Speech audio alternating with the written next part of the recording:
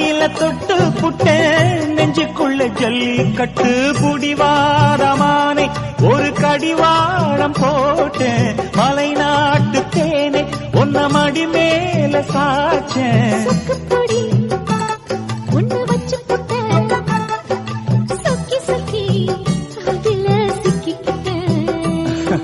கிச்சிலி சம்பா குத்தி எடுத்தே மொச்ச குழம்பும் வச்சு எடுத்தே ஆமாடி அதுக்காகத்தான்